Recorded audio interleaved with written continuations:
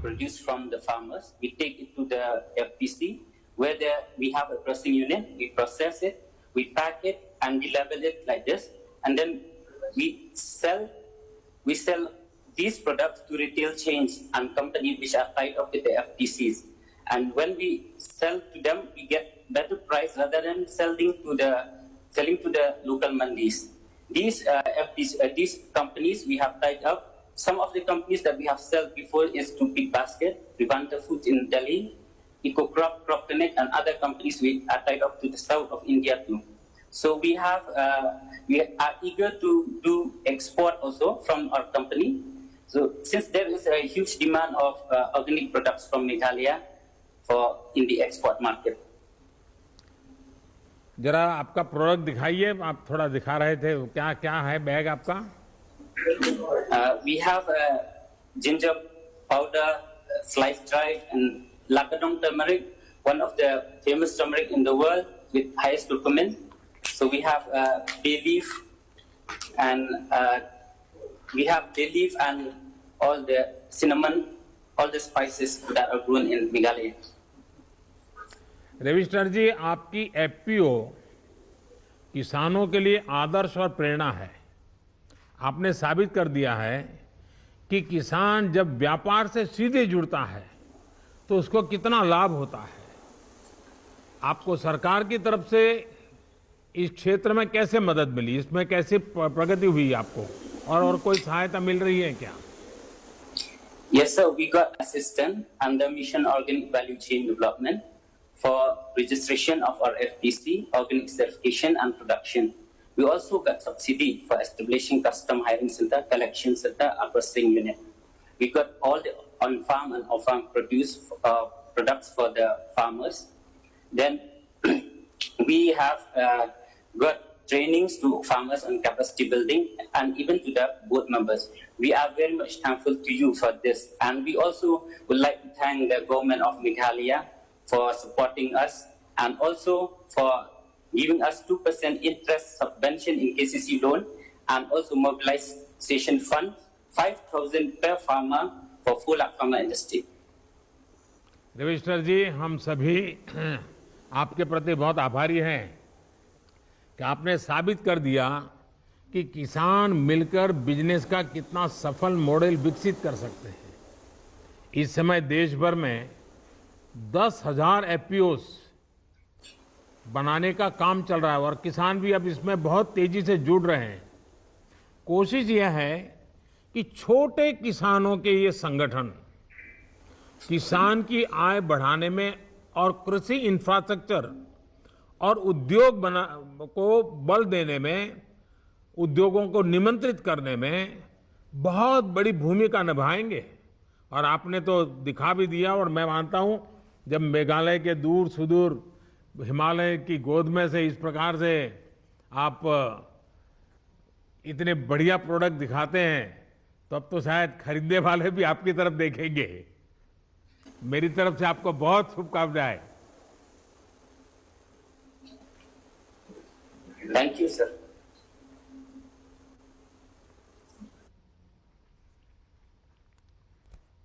Shri Patrick को आमंत्रित करूंगा। कार निकोबार और उस द्वीप समूह के ऐसा पहला देश का क्षेत्र है जहां 14,500 हेक्टेयर को लार्ज एरिया सर्टिफिकेशन के अंतर्गत प्रमाणित किया गया है, जिससे यहाँ के किसान अपना उत्पाद जैविक रूप में बेच सकें। श्री पैट्रिक जी। पैट्रिक जी नमस्ते। जी नमस्कार प्रधानमंत्री, नमस्ते। दूर दूर एकदम समुद्र के बीच में आपसे आज संवाद करने का मौका मिला है। कार निकोबार से आप बोल रहे हैं। पैट्रिक जी, मुझे बताया गया है कि आपका द्वीप समूह, जैसे अभी हमारे सचिव बता रहे थे, सर्वप्रथम पूर्ण प्राकृतिक जैविक के रूप में प्रमाणित हुआ है। इससे आप जैसे किसानों को एक नई प्रेरणा, उत्साह तो मिलेगा होगा, लेकिन किसानों को क्या फायदा हो रहा है? नमस्ते प्रधानमंत्री जी। नमस्ते। मतलब गुड मॉर्निंग। मेरा नाम पैट्रिक है कार निकोबार से। मेरा एज 62 एज है। कार निकोबार में रहता हूँ। एक छोटा सा गांव है तपोवन विलेज में, कार निकोबार में। हम लोग तो ज्वाइंट फैमिली है, 9 जन है। एक ही साथ में हम लोग रहता है, एक ही साथ हम लोग रहता है, ज्वाइंट फैमिली। उसमें कोई डाउट नहीं है। मेरा साथ मेरा बीवी, मेरा बच्चा, मेरा भाई लोग, मेरा बहन, मेरा बाप बहन सब रहता हूँ। हम लोग एक ही साथ में काम करता है, एक ही साथ में हम लोग काम करता है। हम लोग ऑर्गेनिक का खेती का काम भी करता है बहुत अच्छा से। वो बचपन से ऑर्गेनिक का ही काम करता है। मैंने कभी देखा नहीं कि हम लोग यूरिया का कभी इस्तेमाल करता नहीं। और हम लोग सब आलू, निकोबारी आलू डालता हूँ, मलयाला आलू भी डालता हूँ, नारियल भी डालता हूँ, पेंटिनस भी डालता हूँ, जो भी फल हो, केला फल और सारा सब्जी हम लोग उगाता है। सारा सब्जी जैसा लौकी, जैसा भिंडी, जैसा बैंगन सब उगाता हूँ। इसी में बहुत खुश है। लेकिन इसी बारे में हमको बहुत कुछ भी लगा। क्यों? निकोबार के अंदर में, निकोबार और ननकौली साइड में हम लोग 3 साल का बजाय 2 महीना में हम लोग का सर्टिफिकेशन का डिक्लेयर हुआ। इसी में आपको बहुत धन्य है, बहुत शुक्रिया। इसी में हम लोग को बहुत फायदा होगा। हम लोग भी ब्रांड ब्रांडिंग कर सकता है, लेबल भी कर सकता है और दिल्ली तक भी बेच सकता है। जो भी नारियल तेल ये सब चीज डाल सकता है। तो इसमें हम लोग का आमदनी बढ़ेगा और वासी भी बढ़ेगा निकोबारी लोग का। इसी में बहुत अच्छा लगा। इसी में बहुत अच्छा लगा। हम लोग भी इसी में आपको भी बहुत मदद मिला कि आपको 2004 महीना में हमको मिलता है। अभी 6 महीना में मिलता है, 6 बार हम मिला है। जो 2000 आप बेचता है, इसी में बहुत मदद मिलता है, काम आ जाता है। इसमें हम सीट भी खरीदता है, क्योंकि निकोबार में कभी कभी सीट नहीं मिलता, तो मिलर में सीट मंगा के इधर हम लोग मंगाता है। और ऑर्गेनिक का कार्ड भी का काम आता है, उसमें काम निकल जाता है। और दवाई भी बनाता है, ऑर्गेनिक दवाई भी बनाता है, सब ऑर्गेनिक है। क्योंकि ऑर्गेनिक तो अच्छा है। ऑर्गेनिक तो पैट्रिक जी ओरिजिनल है एकदम। वो खाने से बहुत दिक्कत मिलता है। पैट्रिक जी, मैं आपके चेहरे की खुशी बराबर अनुभव कर रहा हूँ। और जी, बहुत खुश है कि किसानी के सिवाय भी 2 चीजें मेरे बहुत ज्यादा अपील कर गई। आज जब आधुनिक पीढ़ी माइक्रो फैमिली की तरफ जा रही है, ऐसे समय आप बड़े गौरव के साथ संयुक्त परिवार खेती में कर रहा है, संयुक्त परिवार खेती में काम कर रहा है, संयुक्त परिवार खेती में कर, ये बार बार आप बोल करके परिवार के, संयुक्त परिवार का जो बता रहे हैं, ये सुन करके बहुत अच्छा लग रहा है। और दूसरा, आप जब सीना तान करके बोल रहे थे कि हम जो पैदा करते हैं वो दिल्ली भी भेजते हैं, मतलब आप दिल्ली को की खिलाते हो, इसमें आपका एक आत्मसम्मान झलकता है कि देखिए मैं यहाँ समुद्र के बीच में बैठा हूँ, टापू पर बैठा हूँ, लेकिन मैं भी दिल्ली की सेवा करता हूँ। ये जो आत्मसम्मान और गौरव है ना, यही सबसे बड़ी पूंजी है। और मुझे खुशी है कि आपने जैविक खेती की तरफ बढ़ गए और आपने दुनिया को आकर्षित किया है। मैं आपको बहुत बहुत बधाई देता हूं। और हमारे देश में आज भी अनेक ऐसे क्षेत्र हैं जहां प्राकृतिक कृषि होती है। हमारी कोशिश है कि ऐसे सभी द्वीप, जनजाति क्षेत्र, पहाड़ी क्षेत्र और रेगिस्तानी इलाके जहां प्राकृतिक खेती हो रही है, उन्हें सर्टिफाइड जैविक इलाकों के रूप में विकसित किया जाए। पैट्रिक जी, आप जी मेरे सर। कहने पे एक काम जरूर कीजिए। आप अपने अनुभवों का लाभ अपने साथी किसानों को भी दीजिए, जिससे उनका जी। भी फायदा हो। और मुझे विश्वास है कि आपके नेतृत्व में ये जैविक खेती का अभियान बहुत नई ऊंचाई पर पहुंचेगा। और अब तो दिल्ली के लोग जब भी अंडमान निकोबार आएंगे तो पैट्रिक जी को ढूंढेंगे और आपकी कोई न कोई चीज खरीद के जाएंगे। जी सर, बहुत बहुत मैं धन्यवाद। अनुरोध कर रहा हूँ कि आप निकोबार आ जाइए, आऊंगा, जरूर आऊंगा, मेहरबानी कीजिए। जरूर आऊंगा, गुजी गुजी इतिहास है निकोबार में, जरूर और आऊंगा, एकदम ऐसी हवा, खुला हवा में रहेगा तो बहुत अच्छा लगेगा। जरूर और आऊंगा। जितना हम लोग जो ऑर्गेनिक जो चीज खाता ना, बहुत ताकत मिलेगा और बीमार भी कमती रहेगा और उम्र भी जरूर बढ़ेगा। जरूर कभी मैं आऊंगा। इसी में बहुत आपका भला है। बहुत बहुत धन्यवाद। बहुत बहुत शुक्रिया।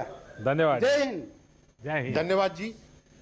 अब मैं जम्मू कश्मीर के श्रीनगर जिले के श्री खुर्शीद अहमद रेशी को आमंत्रित करूंगा, जो कि प्रधानमंत्री किसान सम्मान निधि के लाभार्थी हैं। श्री खुर्शीद अहमद जी। खुर्शीद जी नमस्ते। तमाम जम्मू कश्मीर के किसानों की तरफ से प्यार भरा नमस्कार सर। खुर्शीद जी, सबसे पहले तो आपको ईद मुबारक। ईद आपको का त्योहार तमाम आपके जीवन में खुशियां बढ़ाए, मेरी यही कामना है। और मुझे बताया गया है कि आप पोस्ट ग्रेजुएट हैं, आपने फिर ये काम चुना। कई नौजवान आज आपकी बातें सुन करके उनका भी खेती की तरफ रुझान बढ़ेगा। तो आपकी पढ़ाई और खेती कैसे आपने मेलजोल किया है, जरा बताइए। सर, मैं डिस्ट्रिक्ट श्रीनगर में टैंगपुरा के गांव से ताल्लुक़ रखता हूं सर। सर, मैंने पोस्ट ग्रेजुएशन की है इंग्लिश में सर। मेरे वालिद है, मेरी वालिदा है, मेरी बीवी है, मेरे 3 बच्चे हैं और एक छोटा भाई है, वो बीएससी नर्सिंग कर रहा है अभी सिक्किम में सर।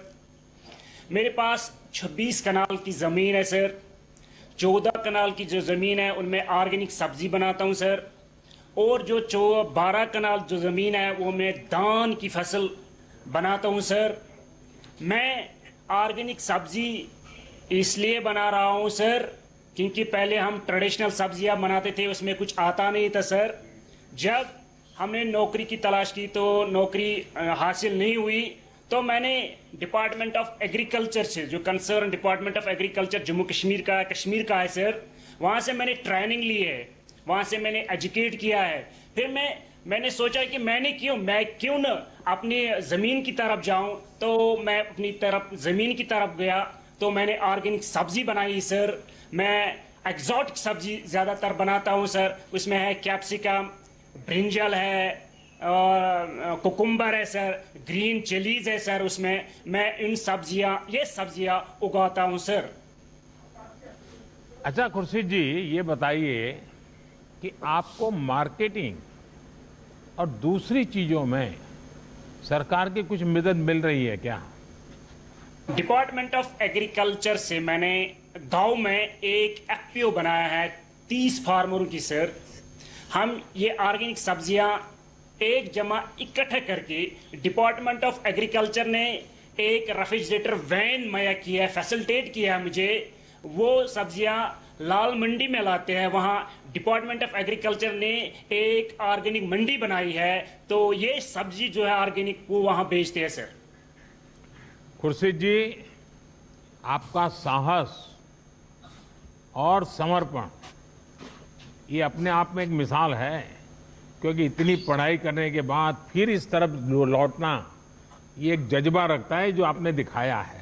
वरना आदमी उलझन में रहता है, भाई अब क्या करूँ, दुनिया क्या कहेगी, फिर लोग कहेंगे इतना क्यों पढ़ा लिखा और यही करना था तो बचपन से ही कर लेता। वो सब परवाह किए बिना आपने अपने जीवन का रास्ता चुना। सचमुच में बहुत ही इंस्पायरिंग है। आप जैसे शिक्षित किसान जब ऑर्गेनाइज ढंग से काम करेंगे, और करते हैं तो कैसे परिणाम निकलते हैं, ये आज हम देख रहे हैं। आप अपनी कोशिश जारी रखें। मैं एक आपको, मैसेज देना आपकी टीम और आपके गांव के लोगों को बहुत बहुत बधाई। धन्यवाद खुर्शीद जी। धन्यवाद जी। अब मैं महाराष्ट्र के लातूर जिले के श्री बाबा साहेब नरारे को आमंत्रित करूंगा, जो भारत सरकार द्वारा माननीय प्रधानमंत्री जी द्वारा एक किसान क्रेडिट कार्ड के संतर्गत अभियान फरवरी गत वर्ष में प्रारंभ किया था। उसमें 2 करोड़ 10 लाख किसान नए जोड़े गए हैं। उनमें से एक किसान हैं श्री नरारे जी। बड़ा साहब नमस्कार। राम राम सर। नमस्कार। राम राम। बाला साहब, बोलिए सर। आप तो अनुभवी किसान हैं, जी सर। लंबा तजुर्बा है। इन दिनों आप कौन सी फसलें उगाते हैं, और खेती सर, के अलावा आप और भी कुछ काम करते होंगे? जी सर, मेरे पास 5 एकड़ खेती है अभी, और उसमें सोयाबीन, ज्वार और चना ये उगाता हूँ। इस साल तो उत्पन्न बहुत बड़ा निकला है। और इसके अलावा, खेती के अलावा, और मैं संगीत सिखाता हूँ। दूसरे एक दो दिन बाहर जाकर संगीत सिखाता हूँ सर, और बाकी दिन तो हम खेती ही कर देते हैं। बाला साहब जी, छोटे किसानों को बैंक से सस्ती दर पर आसान ऋण मिले, इसके लिए किसान क्रेडिट कार्ड का दायरा बहुत बढ़ाया गया है। जी सर। आपकी खेती पर इससे कोई फर्क पड़ा है क्या, और आपके अगल बगल के किसानों के जीवन में भी इसका कोई लाभ हुआ है क्या? जी सर, इसका अनुभव ये है कि पिछले साल तक तो मेरे पास कोई पैसा इतना ज़्यादा नहीं आता था। मैं आजू बाजू से हमारे सगी संबंधियों से पैसा लेता था, मतलब 10-20 हज़ार लेता था।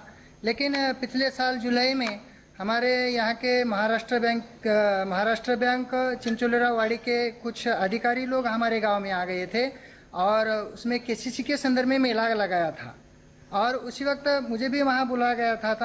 तो उन अधिकारियों ने बहुत सारे फायदे बताए थे। तो उसी वक्त मैंने उनसे ऋण लिया था, 1,58,000 रुपये ऋण लिया था, और उन्होंने 5 साल तक सीमित ये कर्जा दिया था। अभी 1 साल भी नहीं हो गया, लेकिन हमें 1-2 दिन में उन लोगों ने वो कर्जा दिया था। 2 दिन में ही, सिर्फ सर्टिफिकेट भी हमने नहीं लिए थे। अब उन लोगों ने अपने आप ही 7/12 उतारा, खेतीबाड़ी के जो भी कर्ज कागज होते हैं वो उन्होंने लिए थे, और हमारे 2 दिन में लिए थे। उसके बाद हमने उन पैसों से जमीन लेवल कर दिया था, और कोई बीज, कोई मजदूरी, और उसके साथ साथ हमने बकरियां भी पाली थी उस पैसे से। इस साल फायदा ऐसा हो गया, पहले जैसे कभी नहीं हुआ था। जमीन लेवल से, और गोबर खत भी लिया था हमने उनसे। तो पिछले साल 20 कट्टा सोयाबीन हो गया था, इस साल 40 कट्टा सोयाबीन हो गया सर। इसलिए बहुत बड़ा फायदा हो गया है। और उसके साथ साथ हम वहाँ प्याज भी लगाते हैं, थोड़ा मिर्ची भी लगाते हैं। ये सब कुछ तो केसीसी की वजह से हो गया है सर। बड़ा साहब जी, आप बढ़िया हिंदी बोल लेते हैं। Thank you sir. Thank you sir. काळजी करा।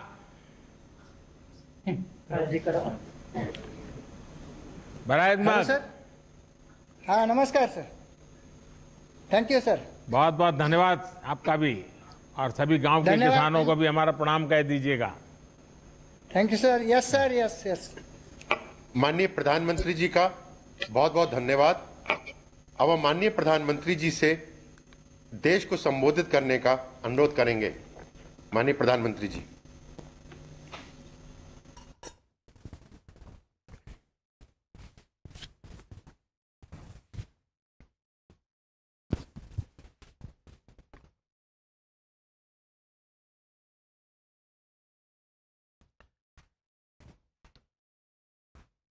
आप सभी किसान साथियों से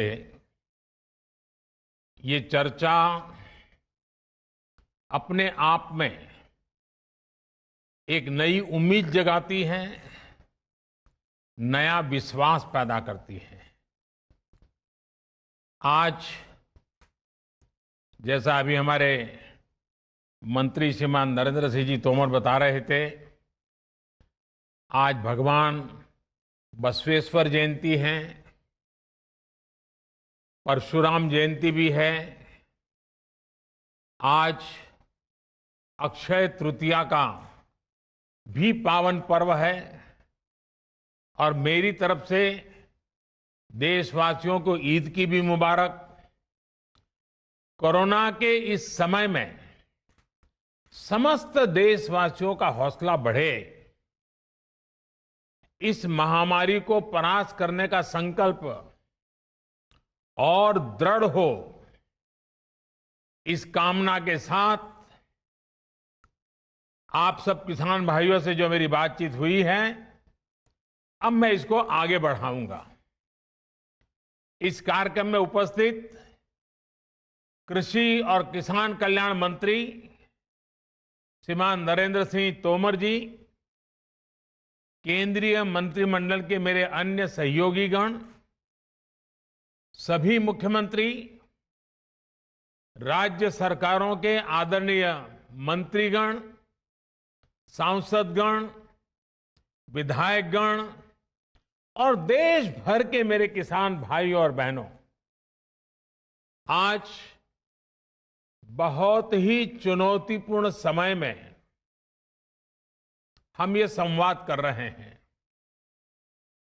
इस कोरोना काल में भी देश के किसानों, हमारे कृषि क्षेत्र में अपने दायित्व को निभाते हुए अन्न की रिकॉर्ड पैदावार की है।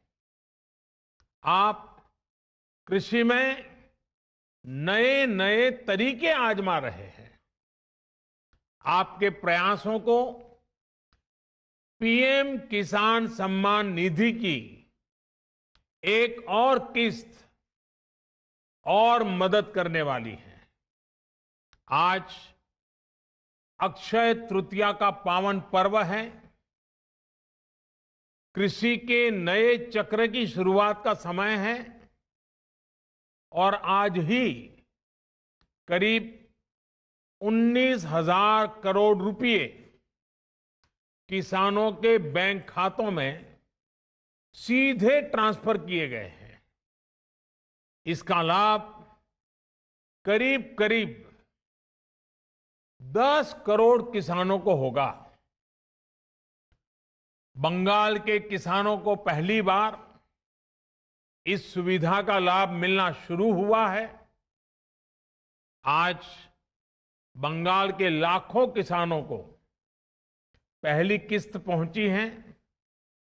जैसे जैसे राज्य से किसानों के नाम केंद्र सरकार को मिलेंगे, वैसे वैसे लाभार्थी किसानों की संख्या और बढ़ती जाएगी। साथियों, पीएम किसान सम्मान निधि से विशेष रूप से छोटे और मझोले किसानों को अधिक लाभ हो रहा है। आज के कठिन समय में ये राशि इन किसान परिवारों के बहुत काम आ रही है। अभी तक इस योजना के तहत देश के लगभग 11 करोड़ किसानों के पास लगभग 1,35,000 करोड़ रुपए पहुंच चुके हैं। मतलब कि 1.25 लाख करोड़ से भी ज्यादा सीधे किसानों के खाते में, कोई बिचौलिया नहीं।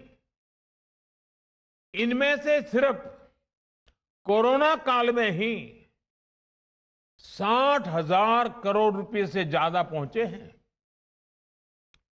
जरूरत के समय देशवासियों तक सीधी मदद पहुंचे, तेजी से पहुंचे, जिसको जरूरत है उस तक पूरी पारदर्शिता के साथ पहुंचे, यही सरकार का निरंतर प्रयास है। भाई और बहनों, तेजी से सीधे किसानों तक लाभ पहुंचाने का यह काम उपज की सरकारी खरीद में भी बहुत व्यापक स्केल पर किया जा रहा है। कोरोना की मुश्किल चुनौतियों के बीच जहां किसानों ने कृषि और बागवानी में रिकॉर्ड उत्पादन किया है, वहीं सरकार भी हर साल एमएसपी पर खरीद के नए नए रिकॉर्ड बना रही है। पहले धान की और अब गेहूं की भी रिकॉर्ड खरीदी हो रही है। इस वर्ष अभी तक बीते वर्ष की तुलना में लगभग 10% अधिक गेहूं एमएसपी पर खरीदा जा चुका है। अभी तक गेहूं की खरीद का लगभग 58,000 करोड़ रुपए 58,000 करोड़ रुपए सीधे किसानों के खाते में पहुंच चुका है। सबसे बड़ी बात ये कि अब किसान जो उपज मंडी में बेच रहा है, उसको अब अपने पैसे के लिए लंबा इंतजार नहीं करना पड़ता, परेशान नहीं होना पड़ता। किसान के हक का पैसा सीधा उसके बैंक खाते में जमा हो रहा है। मुझे संतोष है कि पंजाब और हरियाणा के लाखों किसान पहली बार डायरेक्ट ट्रांसफर की इस सुविधा से जुड़े हैं। अभी तक पंजाब के किसानों के बैंक खाते में करीब 18,000 करोड़ रुपए और हरियाणा के किसानों के बैंक खाते में 9,000 करोड़ रुपए सीधे उनके बैंक अकाउंट में जमा हो चुके हैं। अपना पूरा पैसा अपने बैंक खाते में पाने का संतोष क्या होता है, ये पंजाब और हरियाणा के किसान भी अनुभव भी कर रहे हैं और मुखर होकर बोल भी रहे हैं। मैं सोशल मीडिया में इतने वीडियो देखे हैं किसानों के, खास करके पंजाब के किसानों के, कि इस प्रकार से उनको पैसा पहुंच जाना और वो भी पूरा पूरा पैसा पहुंच जाना, उसका संतोष इतने उमंग के साथ वो बता रहे हैं। साथियों, खेती में नए समाधान, नए विकल्प देने के लिए सरकार निरंतर प्रयास कर रही है। जैविक खेती को बढ़ावा देना ऐसा ही प्रयास है। इस प्रकार की फसलों में लागत भी कम है, ये मिट्टी और इंसान के स्वास्थ्य के लिए लाभदायक है और इनकी कीमत भी ज्यादा मिलती है। थोड़ी देर पहले इस प्रकार की खेती में जुड़े देश भर के कुछ किसानों से मेरी बातचीत भी हुई है। उनके हौसले, उनके अनुभवों को जानकर मैं बहुत उत्साहित हूं। आज गंगा जी के दोनों ओर करीब 5 किलोमीटर के दायरे में जैविक खेती को व्यापक स्तर पर प्रोत्साहित किया जा रहा है, ताकि वो जो खेत में उपयोग किया गया केमिकल है, बारिश के समय जो पानी बह करके गंगा जी में न चला जाए और गंगा जी प्रदूषित न हो, इसलिए गंगा जी के दोनों तट के 5-5 किलोमीटर करीब करीब ये जैविक उत्पादक को विशेष बल दिया जा रहा है। ये जैविक उत्पाद नमामि गंगे के ब्रांड के साथ बाजार में उपलब्ध किए जा रहे हैं। इसी तरह भारतीय प्राकृतिक कृषि पद्धति को, उसको भी व्यापक स्तर पर प्रोत्साहित किया जा रहा है। इसके साथ साथ सरकार की ये निरंतर कोशिश है कि छोटे और सीमांत किसानों को बैंकों से सस्ता और आसान ऋण मिले। इसके लिए बीते 1.5 साल से किसान क्रेडिट कार्ड उपलब्ध कराने का एक विशेष अभियान चलाया जा रहा है। इस दौरान 2 करोड़ से ज्यादा किसान 2 करोड़ से ज्यादा किसान क्रेडिट कार्ड जारी किए गए हैं। इन कार्ड्स पर किसानों ने 2 लाख करोड़ रुपए से ज्यादा का ऋण बैंकों से लिया है। 2 लाख करोड़ रुपए। इसका बहुत बड़ा लाभ पशुपालन, डेयरी और मछली पालन से जुड़े किसानों को भी मिलना शुरू हुआ है। अभी हाल ही में सरकार ने एक और अहम फैसला लिया है और मैं चाहूंगा कि मेरे किसान भाई बहनों को ये सरकार के निर्णय से खुशी होगी, उनके लिए ये बहुत लाभकर्ता होगा। सरकार ने निर्णय किया है कि कोरोना काल को देखते हुए केसीसी ऋण के भुगतान या फिर नवीनीकरण की समय सीमा को बढ़ा दिया गया है।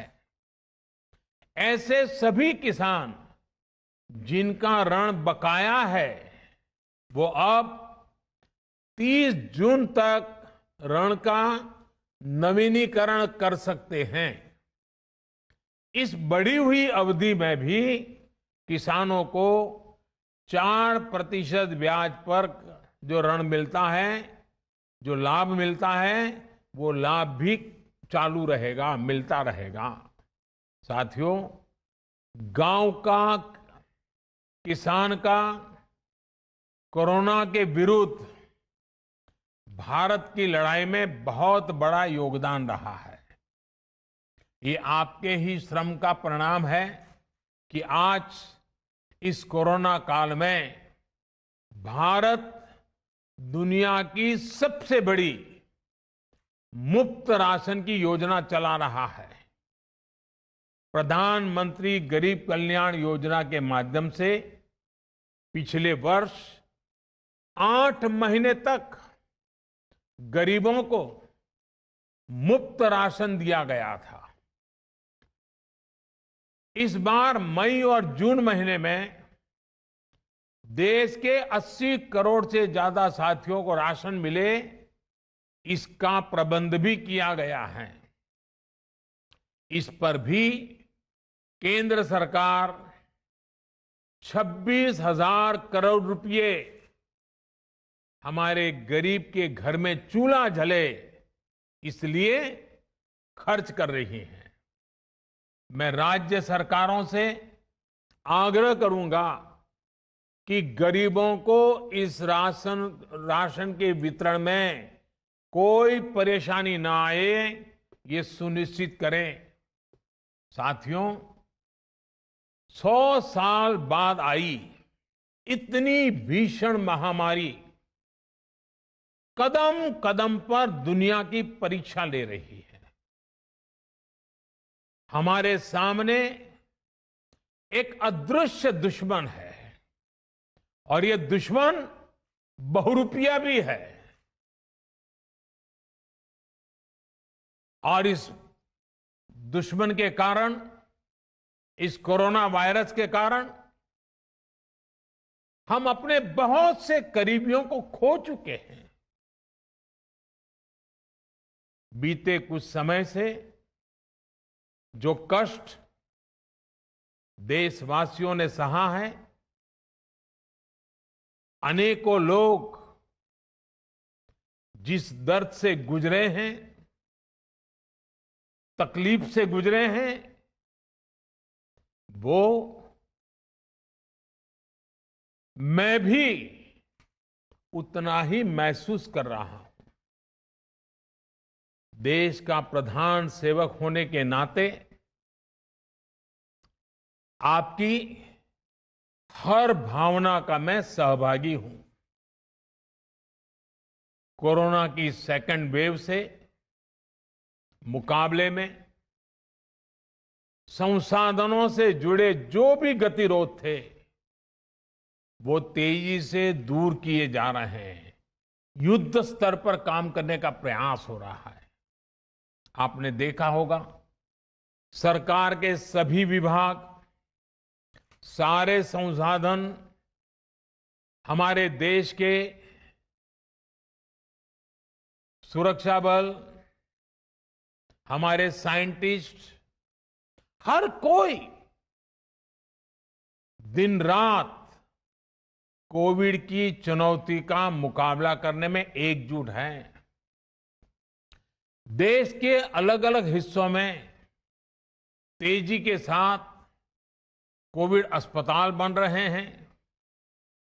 नई टेक्नोलॉजी से ऑक्सीजन प्लांट लगाए जा रहे हैं। हमारी तीनों सेनाएं, वायुसेना, नेवी, आर्मी, सभी पूरी शक्ति से एक काम में जुटे हैं। ऑक्सीजन रेल इसने कोरोना के खिलाफ इस लड़ाई को बहुत बड़ी ताकत दी है। देश के दूर सुदूर हिस्सों में ये स्पेशल ट्रेन्स, ये ऑक्सीजन रेल ऑक्सीजन पहुंचाने में जुटी हैं। ऑक्सीजन टैंकर्स ले जाने वाले ट्रक ड्राइवर्स बिना रुके काम कर रहे हैं। देश के डॉक्टर्स हो, नर्सिंग स्टाफ हो, सफाई कर्मचारी हो, एम्बुलेंस के ड्राइवर्स हो, लैब में काम करने वाले सज्जन हो, सैंपल कलेक्ट करने वाले लोग हो, एक एक जीवन को बचाने के लिए 24 घंटे जुटे हुए हैं। आज देश में जरूरी दवाइयों की आपूर्ति बढ़ाने पर युद्ध स्तर पर काम किया जा रहा है। सरकार और देश के फार्मा सेक्टर ने पिछले कुछ दिनों में जरूरी दवाइयों का उत्पादन कई गुना बढ़ाया है। बाहर से भी दवाइयां मंगवाई जा रही हैं। इस संकट के समय में दवाइयां और जरूरी वस्तुओं की जमाखोरी और कालाबाजारी में भी कुछ लोग अपने निहित स्वार्थ के कारण लगे हुए हैं। मैं राज्य सरकारों से आग्रह करूंगा कि ऐसे लोगों पर कठोर से कठोर कार्रवाई की जाए। ये मानवता के खिलाफ का कृत्य है। भारत हिम्मत हारने वाला देश नहीं है। न भारत हिम्मत हारेगा और न कोई भारतवासी हिम्मत हारेंगे। हम लड़ेंगे और जीतेंगे। साथियों, आज के इस कार्यक्रम में मैं देश के सभी किसानों को, गांव में रहने वाली सभी भाई बहनों को कोरोना से फिर सतर्क करना चाहता हूं। ये संक्रमण अभी गांव में भी तेजी से पहुंच रहा है। देश की हर सरकार इससे निपटने के लिए हर संभव प्रयास कर रही है। इसमें गांव के लोगों की जागरूकता, हमारी पंचायती राज से जुड़े जो भी व्यवस्थाएं हैं, उनका सहयोग, उनकी भागीदारी उतनी ही आवश्यक है। आपने देश को कभी निराश नहीं किया है। इस बार भी आपसे यही उम्मीद है। कोरोना से बचाव के लिए आपको खुद पर अपने परिवार पर, सामाजिक स्तर पर जो भी जरूरी कदम है, आवश्यकताएं हैं, उसे हमें उठाने ही हैं। मास्क लगातार पहनना बहुत जरूरी है।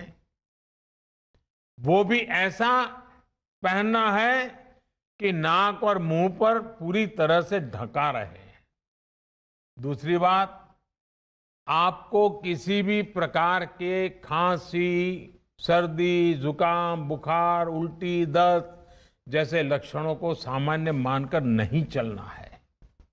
पहले तो खुद को यथासंभव दूसरों से अलग करना है, फिर जल्द से जल्द कोरोना टेस्ट करना है, और जब तक रिपोर्ट ना आए तब तक डॉक्टरों से जो दवाई बताई है वो जरूर लेते रहना है।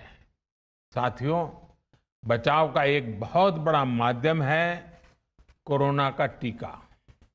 केंद्र सरकार और सारी राज्य सरकारें मिलकर ये निरंतर प्रयास कर रही हैं कि ज्यादा से ज्यादा देशवासियों को तेजी से टीका लग पाए। देश भर में अभी तक करीब 18 करोड़ वैक्सीन डोज दी जा चुकी है। देश भर के सरकारी अस्पतालों में मुफ्त टीकाकरण किया जा रहा है। इसलिए जब भी आपकी बारी आए तो टीका जरूर लगवाएगा। ये टीका हमें कोरोना के विरुद्ध सुरक्षा कवच देगा, गंभीर बीमारी की आशंका को कम करेगा। हां, टीका लगाने के बाद भी मास्क और 2 गज की दूरी के मंत्र को अभी हमें छोड़ना नहीं है। एक बार फिर सभी किसान साथियों को मैं बहुत बहुत शुभकामनाएं देता हूं। बहुत बहुत धन्यवाद।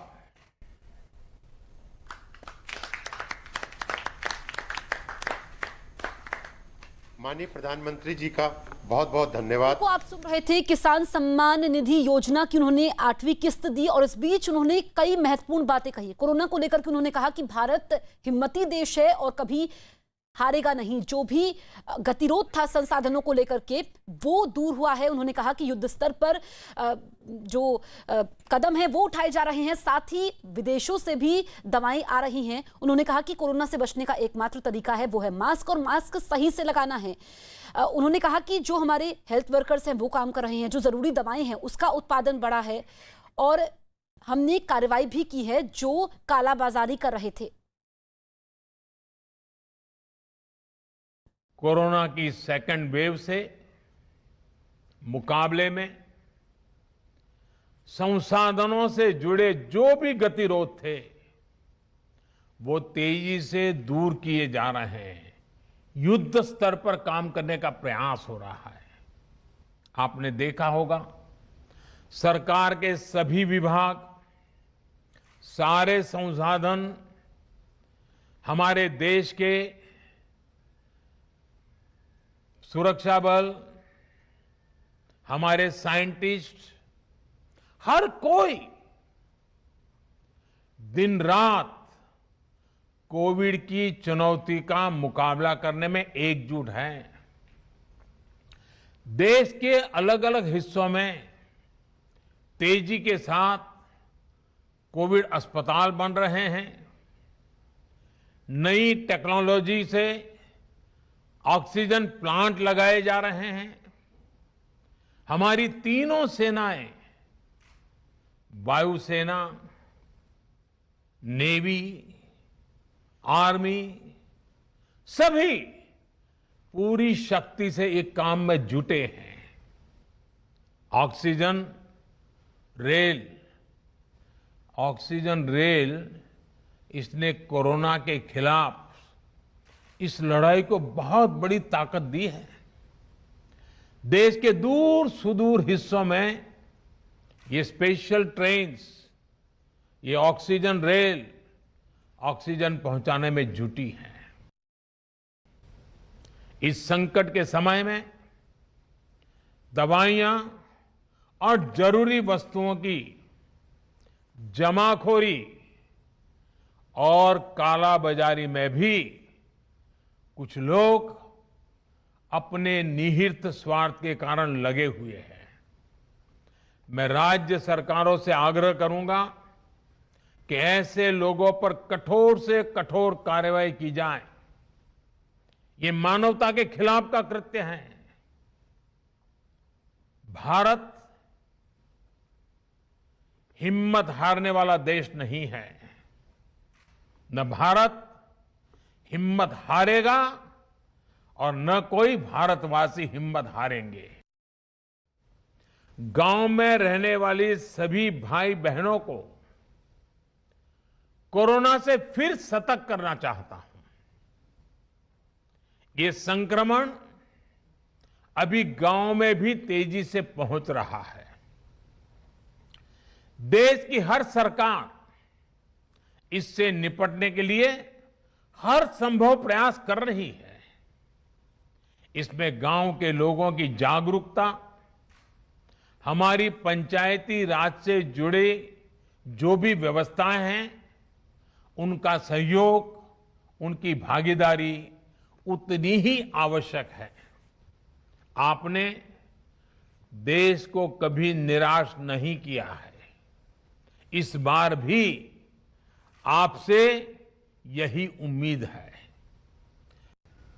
मास्क लगातार पहनना बहुत जरूरी है। वो भी ऐसा पहनना है कि नाक और मुंह पर पूरी तरह से ढका रहे। दूसरी बात, आपको किसी भी प्रकार के खांसी, सर्दी, जुकाम, बुखार, उल्टी, दस्त जैसे लक्षणों को सामान्य मानकर नहीं चलना है।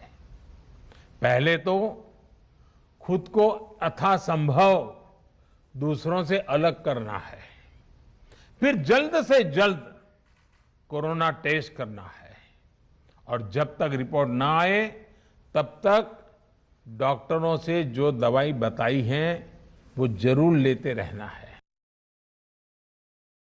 बचाव का एक बहुत बड़ा माध्यम है कोरोना का टीका। केंद्र सरकार और सारी राज्य सरकारें मिलकर ये निरंतर प्रयास कर रही हैं कि ज्यादा से ज्यादा देशवासियों को तेजी से टीका लग पाए। देश भर में अभी तक करीब 18 करोड़ वैक्सीन डोज दी जा चुकी है। देश भर के सरकारी अस्पतालों में मुफ्त टीकाकरण किया जा रहा है। इसलिए जब भी आपकी बारी आए तो टीका जरूर लगवाएगा। ये टीका हमें कोरोना के विरुद्ध सुरक्षा कवच देगा, गंभीर बीमारी की आशंका को कम करेगा।